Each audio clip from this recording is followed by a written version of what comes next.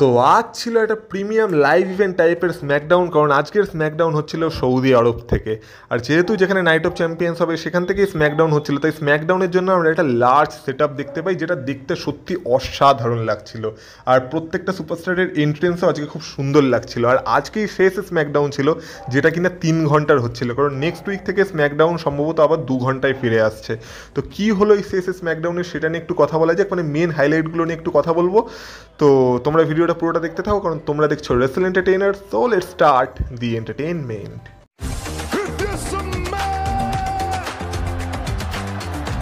Acknowledge me.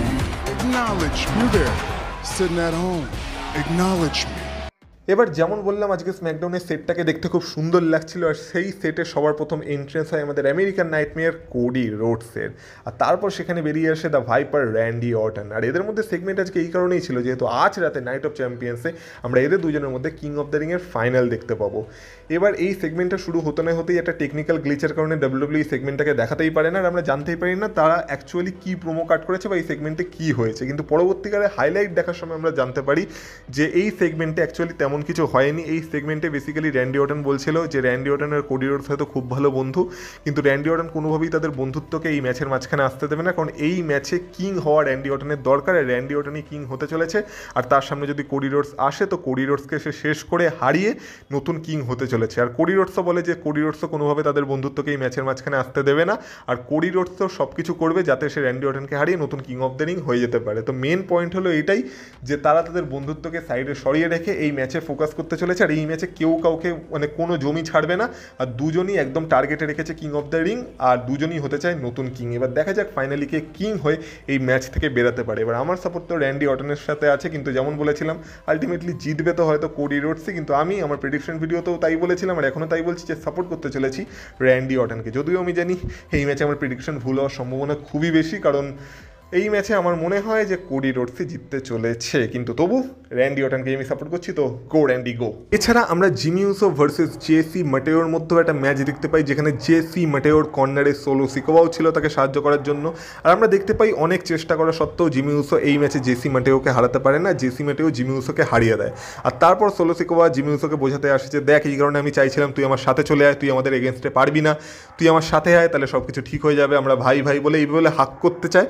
কিন্তু Jimmy Uso solo সিকোয়াকে হাক করে না, উল্টে তাকে একটা ঠাটিয়ে চড় মেরে দেয়। আর চড় মেরে দেওয়ার পর জেসি মাটেও আবার জিমি উসোর উপর অ্যাটাক করে। তারপর সোলো সিকোয়া জেসি মাটেও দুজন মিলে জিমি উসোর উপর অ্যাটাক করতে যায়, কিন্তু সেই সময় জিমি উসোকে বাঁচাতে সেখানে চলে আসে আমাদের ইউনাইটেড স্টেটস চ্যাম্পিয়ন জেকব ফাটু। আর জেকব ফাটু এসে এখানে জেসি মাটেওকে মারে, সোলো সিকোয়াকে মারে, আর এইভাবে জিমি উসোকে বাঁচিয়ে নেয়। আর তারপর আমরা জিমি উসো আর জেকব ফাটুর মধ্যে একটা ফেস অফ দেখতে পাই, যেখানে দেখে মনে হয় যে তারা সেম পেজে আসতে চাইছে, কিন্তু তবু তাদের মধ্যে কোনো না কোনো একটা ঝামেলা আছে, যেহেতু এত সহজে তো তারা সেম পেজে আসবে না। তো আমরা দেখতে পাই আবার পেছন থেকে সোলো সিকোয়া অ্যাটাক করতে যায়, কিন্তু সেই সময় জেকব ফাটুকে সরিয়ে দিয়ে জিমি উসো সোলো সিকোয়াকে দিয়ে দেয় একটা সুপার কিক। আর তারপর সোলো সিকোয়া আর জেসি মাটেও সেখান থেকে চলে যায়। আর পরবর্তীকালে আমরা দেখতে পাই যে জিমি উসো আর জেকব ফাটু ধীরে ধীরে হয়তো সেম পেজে আসছে। আর আজকে নাইট অফ চ্যাম্পিয়ন্স এমনি সোলো সিকোয়ার এগেনস্টে আমাদের Jacob Fatu United States championship defend করবে। এবার সেখানে জেসি মাটেও কোনো না কোনো পাঙ্গা তো করতে আসবেই, হয়তো সেখানে জিমি উসোই আসবে জেকব ফাটুকে সাহায্য করতে। তো এইভাবে এই যে একটা টিম তৈরি হচ্ছে, এটা দেখে ভালো লাগছে। আর ফ্যামিলি আবার ইউনাইট হচ্ছে, এটাও দেখে ভালো লাগছে। এবার দেখা যাক এই স্টোরি লাইনটা কোন দিকে এগায়। এবার ইউনাইটেড স্টেটস চ্যাম্পিয়নশিপের কথা যখন হচ্ছেই, তখন ওমেন্স ইউনাইটেড স্টেটস চ্যাম্পিয়নশিপের একটা বোরিং রিং আজকে শেষ হয়, কারণ আজকে জেলিনা ভেগা হেরে গেছে। আর জেলিনা ভেগাকে হারিয়ে জিউলিয়া হয়ে গেছে আমাদের brand new women's United states champion. এবার জেলিনা ভেগা তো আজকে সৌদি আরবেও ভালো রিয়াকশন পায়নি, এমনকি কোথাও রিয়াকশন পাচ্ছিল না জেলিনা ভেগার। জেলিনা ভেগার মধ্যে সেরকম কোনো ব্যাপারও নেই যে তাকে লোক রিয়াকশন দেবে বা তাকে লোক সাপোর্ট করবে, কিন্তু আজকে জিউলিয়া তাকে হারিয়ে দিয়ে নতুন চ্যাম্পিয়ন হয়ে গেছে। আর জিউলিয়ার উপর আশা আছে যে জিউলিয়া এই চ্যাম্পিয়নশিপটার সাথে কিছু একটা করে দেখাতে পারে। তো দেখা যাক, সবে তার রিং শুরু হলে এবার এই রিংটা কেমন হয় সেটা দেখতে হবে। কিন্তু জয় হোক না কেন, জেলিনা ভেগার থেকে তো ভালো হবে, এটা ফর শিওর। এছাড়া আজকে কুইন অফ দ্য রিংয়েরও ফাইনাল হতে চলেছে। আর সেই কারণে আমাদের former King of the Ring Wade Barrett আজকে জেড কার্গিল আর আসুকাকে ডেকেছিল রিংয়ে, যে তাদের কোনো শেষ কথা বলার আছে কিনা এই ফাইনালের আগে। তো জেড কার্গিল বলে অনেকে হয়তো আসুকাকে দেখে নার্ভাস হয়ে যায়, কিন্তু আমি পুরো পৃথিবীকে দেখাতে চলেছি যে কেন আমি ডাব্লিউডাব্লিউতে এসেছি আর কেন আমি হলাম স্টোম, আর কিভাবে আমি আসুকাকে হারিয়ে নতুন কুইন হতে চলেছি। তো আসুকাও বলে যে অনেকেই এরকম কথা বলেছিল, কিন্তু আমার কাছে যেটা আছে সেটা তোর কাছে নেই, আর সেটা হলো এক্সপিরিয়েন্স। আর আমি সেই এক্সপিরিয়েন্সকে কাজে লাগিয়ে তোকে হারিয়ে নতুন কুইন হতে চলেছি, কারণ আমি হলাম আসুকা আর nobody is ready for Asuka. এবার এইটা বলতে বলতেই সেখানে নায়োমি চলে আসে। এবার নায়োমি কেন এসেছিল কেউ জানে না, নাওমি বলে যে তোরা যতই কুইন কর না কেন, আসল পাওয়ার আমার হাতে আছে, কারণ আমার কাছে মানি ইন দ্য ব্যাংক আছে। তো তখন পুরো ক্রাউড নাওমিকে মানে গালাগালি দিতে থাকে আর সাড্ডা এফ অফ করে চ্যান্ট করতে থাকে। তো নাওমি তারপরও বলে যে জেড কার্গিলকে নাওমি দেখে নিতে চলেছে। আর এইসব বলে যখন জেড কার্গিলকে অপমান করছিল, তখন জেড কার্গিল আসুকাকে ধাক্কা দিয়ে সরিয়ে নাওমিকে অ্যাটাক করতে যায়। তো নাওমিকে তো সে অ্যাটাক করতে পারেই না, উল্টে আসুকার রাগ হয়ে যায়। আর আসুকা আজকে জেড কার্গিলকে মেরে ধরে রিংয়ের মধ্যে ফেলে দেয় আর স্ট্যান্ড টল করে। তো কুইন অফ দ্য রিংয়ের ফাইনালের আগে আসুকা স্ট্যান্ড টল করেছে। এবার দেখা যায় কুইন অফ দ্য রিংয়ে সত্যি আসুকা নিজের এক্সপিরিয়েন্সকে কাজে লাগাতে পারে কিনা, নাকি জেড কার্গিল নতুন কুইন হয়ে বেরিয়ে যায়। এবার আমার প্রেডিকশন কি সেটা তো তোমরা আমার প্রেডিকশন ভিডিও দেখলেই জানতে পেরে যাবে, তাই প্রেডিকশন ভিডিওটা অবশ্যই দেখে নিও আজকে নাইট অফ চ্যাম্পিয়ন্সের আগে। এছাড়া আমরা অ্যান্ড্রাদে অ্যান্ড রে ফিনিক্স ভার্সেস DIY এর মধ্যে একটা ট্যাগ টিম ম্যাচও দেখেছিলাম। এবার এই ট্যাগ টিম ম্যাচটা নিয়ে আমি বেশি কিছু বলবো না, এটা কোনো স্টোরি লাইনের সাথে লিঙ্ক ছিল না, এটা জাস্ট হয়েছিল আজকে আর কি, যেহেতু সৌদি আরব থেকে স্ম্যাকডাউন হচ্ছে আর সময় বের করতে হতো। কিন্তু হ্যাঁ, ম্যাচটা দুর্দান্ত ছিল। যারা যারা ম্যাচটা দেখোনি গিয়ে একবার দেখতে পারো, ম্যাচটা সত্যি দুর্দান্ত ছিল, ম্যাচটা দেখার মতোই ছিল বলতে হবে। আর বাকি আমরা আর্ট ট্রুথকেও দেখতে পাই। আর্ট ট্রুথ তো এখনও জনসেনার পেছনে লেগে আছে, আর আজকেও আর্ট ট্রুথ এসে জনসেনাকে কল আউট করে। কিন্তু যেহেতু আর্ট ট্রুথ বারবার অ্যালিস্টার ব্ল্যাকের সেগমেন্টের মাঝখানে, অ্যালিস্টার ব্ল্যাকের ম্যাচের মাঝখানে চলে এসে তার বিপদ বাড়িয়ে দিচ্ছে বা তার পথে কাটা হয়ে দাঁড়াচ্ছে, তাই আজকে অ্যালিস্টার ব্ল্যাক আর্ট ট্রুথের পেছনে আসে। আর যখন আর্ট ট্রুথ অ্যালিস্টার ব্ল্যাকের দিকে তাকায়, তখন অ্যালিস্টার ব্ল্যাক আর্ট ট্রুথকে দিয়ে দেয় একটা ব্ল্যাক মাস। আর অ্যালিস্টার ব্ল্যাক আর্ট ট্রুথকে আজকে সচেতন করে দেয় যে ফার্দার যেন আমার সেগমেন্টে বা আমার ম্যাচের মাঝখানে আমি তোকে না দেখি, তাহলে আমি তোকেও শেষ করতে চলেছি। এবার দেখে মনে হচ্ছে অ্যালিস্টার ব্ল্যাক আর আর্ট ট্রুথের মধ্যে এবার ফিউচারের স্টোরি লাইন চলবে। কিন্তু ব্যাক স্টেজে আমরা ড্যামিয়ান প্রিস্টকেও দেখেছিলাম যে ড্যামিয়ান প্রিস্ট আর অ্যালিস্টার ব্ল্যাকের মধ্যে WWE কিছু একটা দেখানোর চেষ্টা করছে। ওই দিক থেকে ড্যামিয়ান প্রিস্ট আর কার্মেলো হেইজের মধ্যেও WWE কিছু একটা দেখানোর চেষ্টা করছে। তো দেখা যাক প্রথমে কে কার সাথে আসে, কিন্তু দেখে তো এখন মনে হচ্ছে যে অ্যালিস্টার ব্ল্যাক আর আর্ট ট্রুথের মধ্যে এবার আমরা একটা ম্যাচ দেখতে পারি ফিউচারে স্ম্যাকডাউনে বা কোনো প্রিমিয়াম লাইভ ইভেন্টে। আর এই স্টোরি লাইনটার জন্য আমি ইন্টারেস্টেড আছি। এবার দেখতে হবে এইটাই যে এই স্টোরি লাইনে হিল কে হয় আর ফেস কে হয়। তো একটা যেমন ট্যাগ টিম ম্যাচের কথা বললাম যে অসাধারণ ছিল, তেমন আর একটা ট্যাগ টিম ম্যাচ ছিল, সেটা খুব একটা অসাধারণ ছিল না, কিন্তু এই ট্যাগ টিম ম্যাচটাই ছিল ট্যাগ টিম চ্যাম্পিয়নশিপের জন্য, যেইখানে আমাদের স্ট্রিট প্রফিটস তাদের ট্যাগ টিম চ্যাম্পিয়নশিপ ডিফেন্ড করছিল এগেনস্ট হোয়াইট সিক্স। এবার হোয়াইট সিক্সের এগেনস্টে যেহেতু তারা ডিফেন্ড করছিল, তাই এই ম্যাচটা ঠিকমতো কেউ হতেই দেয় না, কারণ এই ম্যাচের মাঝখানে মানে এই ম্যাচটা চলতে সবে শুরুই করেছিল, কিন্তু এই ম্যাচের মাঝখানে সবাই ইন্টারফেয়ার করে। এই ম্যাচের মাঝখানে মানে হাম্বার্তো আর গার্সা ইন্টারফেয়ার করে, তাছাড়া DIY ইন্টারফেয়ার করে, তাছাড়া ফ্র্যাক্সিয়ম না অ্যাক্সিয়ম আছে তারাও ইন্টারফেয়ার করে, মানে প্রত্যেকটা টিম এই ম্যাচের মাঝখানে ইন্টারফেয়ার করে আর এই ম্যাচটা পুরো হতেই দেয় না। আর লাস্টে আমরা দেখতে পাই তখন আমাদের আঙ্কেল হাউডি মানে এরিক রোয়ানকে পাঠায় যে যা তুই গিয়ে এদেরকে সামলা। এরিক রোয়ান এসে কিছুটা সামলেও নেয়, তারপর আঙ্কেল হাউডি নিজেও আসে, নিজেও এই পরিস্থিতি সামলানোর চেষ্টা করে। কিন্তু লাস্টে আমরা দেখতে পাই আমাদের স্ট্রিট প্রফিটস আঙ্কেল হাউডিকেও মারে, আর তারপর প্রত্যেকটা টিমের উপর মানে রিংয়ের টপ রোপ থেকে ডাইভ মেরে মেরে সবার উপর পড়ে। আর এইভাবে আজকে আঙ্কেল হাউডি স্ট্যান্ডল করতে পারে না, কিন্তু আমাদের স্ট্রিট প্রফিটস এই ম্যাচের শেষে স্ট্যান্ডল করে আর প্রমাণ করে দেয় যে কেন তারা হলো এই মুহূর্তে ট্যাগ টিম চ্যাম্পিয়ন্স। এছাড়া টিফনি স্ট্র্যাটন ভার্সেস নায়া জ্যাক্সের মধ্যে আজকে একটা লাস্ট ম্যান স্ট্যান্ডিং ম্যাচ ছিল, যেটা ছিল ওমেন্স চ্যাম্পিয়নশিপের জন্য। এবার এই ম্যাচটা নিয়ে কথা বলার অনেক কিছু আছে, কারণ সবার প্রথমে তোমরা জানো যে আমার টিফনি স্ট্র্যাটনকে কতটা ভালো লাগে। আর অনেকে কমেন্ট করে বলো ও টিফনি স্ট্র্যাটনকে দেখতে সুন্দর বলে টিফনি স্ট্র্যাটনকে সাপোর্ট করে। না বাবা না, অত সহজ না, কারণ দেখতে সুন্দর তো লিভ মর্গানকেও, কিন্তু যারা 2023 থেকে আমার ভিডিও দেখছে তারা জানে যে আমি লিভ মর্গানকে কতটা ক্রিটিসাইজ করেছিলাম। তো দেখতে সুন্দর বলেই যে তাকে সাপোর্ট করতে হবে এমন কোনো কথা নেই। কিন্তু হ্যাঁ, টিফনি স্ট্র্যাটনকে দেখতে তো সুন্দর, কিন্তু দেখতে সুন্দর হওয়ার সাথে সাথে তার মধ্যে যে অরাটা আছে সেইটা তাকে সাপোর্ট করতে বাধ্য করায়। কারণ সত্যি নায়া জ্যাক্সকে একটা লাস্ট ম্যান স্ট্যান্ডিং ম্যাচে হারানো খুব একটা বড় কথা না, কিন্তু টিফনি স্ট্র্যাটন আজকে সেটা করে দেখিয়েছে। আজকে সবার প্রথমে তো যেহেতু লাস্ট ম্যান স্ট্যান্ডিং ম্যাচ ছিল, তাই এই ম্যাচে চেয়ার টেবিল সব কিছুর ব্যবহার হয়েছে। আর এই ম্যাচে অনেক ক্ষেত্রে মনে হয়েছে হয়তো নায়া জ্যাক্স জিতে যেতে পারে, কিন্তু তবু টিফনি স্ট্র্যাটন উঠে দাঁড়িয়েছে। আর নায়া জ্যাক্সকে যেমন বললাম 10 কাউন্ট অবধি ফেলে রাখা খুব একটা সহজ ব্যাপার না। একটা তো মোমেন্ট আসে যখন মনে হয় যে টিফনি স্ট্র্যাটন হয়তো জিতে যাবে, যখন মানে রিংয়ের কর্নার থেকে টিফনি স্ট্র্যাটন নায়া জ্যাক্সকে তুলে একটা টেবিলের মধ্যে ফেলেছিল, কিন্তু তারপরেও নায়া জ্যাক্স আর কি উঠে দাঁড়ায়। আর এই ম্যাচের টার্নিং পয়েন্ট আসে তখন যখন আমরা দেখতে পাই যে নায়োমি আসে এই ম্যাচে Money in the Bank cash in করার জন্য। এবার নায়োমি তো রেফারিকে মানে প্রায় ক্যাশ ইন করেই দিয়েছিল, কিন্তু টিফিনি বলে ভাই তুই যে স্কুলে পড়িস আমি সেই স্কুলের হেডমাস্টার, আর আমি নিজেও Money in the Bank cash in করেই চ্যাম্পিয়ন হয়েছি, তাই আমি জানি তুই কী করতে এসেছিস। তো তার মানি ইন দ্য ব্যাংক তার থেকেই নিয়ে এসে মানি ইন দ্য ব্যাংক নিয়ে সবার প্রথমে নায়োমিকে মারে, তারপর নায়া জ্যাক্সকে মারে, তারপর তাদের দুজনকে একসাথে মারে আর নায়োমির খেলা শেষ হয়ে যায়। তারপর নায়া জ্যাক্সকে তুলে মানে রোপের একদম সাইডে নিয়ে যায় যেখানে দুটো টেবিল বাইরে রাখা ছিল। সবার প্রথমে নায়া জ্যাক্সকে সে ফেলার চেষ্টা করে, কিন্তু নায়া জ্যাক্স কিছুতেই পড়ে না। তারপর সে মানি ইন দ্য ব্যাংক তুলে যখন নায়া জ্যাক্সের মুখে একটা বাড়ি মারে, তখন নায়া জ্যাক্স সেই দুটো টেবিলের থ্রুতে পড়ে আর তারপরে উঠে দাঁড়াতে পারে না, 10 কাউন্ট হয়ে যায়।